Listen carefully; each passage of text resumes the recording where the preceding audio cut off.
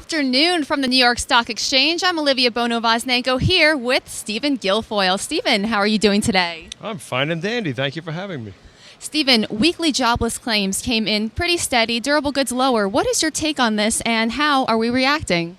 Well, I mean, the jobs number's fine. I mean, that's in line with the 4-week moving average. It's in line with what we've seen now for months and months and months.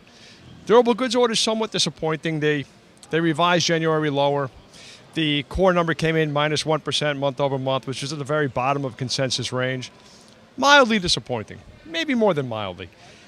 The macro, however, lately has been kind of hit or miss. We've seen some weak housing numbers, some good manufacturing numbers for a change. I don't think we're in a state of panic just yet, but we have to keep an eye on this. I know the Atlanta GDP forecast just got revised a little bit lower a few minutes ago. And Stephen, with Easter coming up, how has holiday trade affected the markets? Well, volume's a good deal lower. Next week, we have a whole lot going on. Next week, you have the PCE on Monday. You got end of the quarter.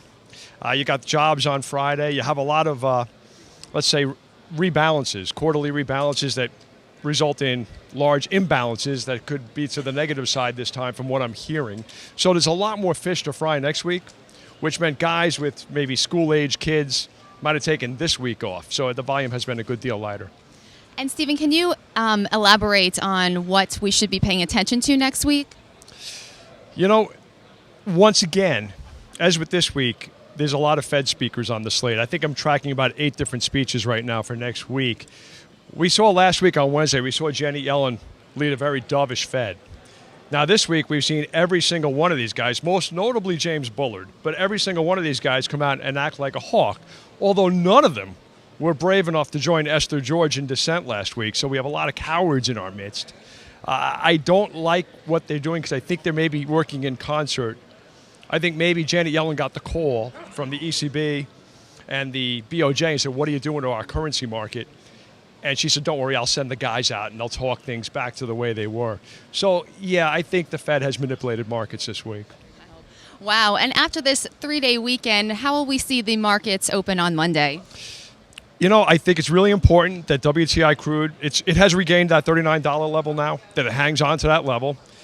In my fantasy world, I'd like to see the S&P 500 get back up to 2035 and hold that level. If it can't hold that level, it absolutely has to hold 2022. Otherwise, technically, we could be on thin ice going into Monday. And Stephen, last time we spoke, you said you weren't taking a vacation anytime soon, but do you have any plans for this 3-day weekend? I'm an Irish Catholic, and my wife is a Polish Catholic.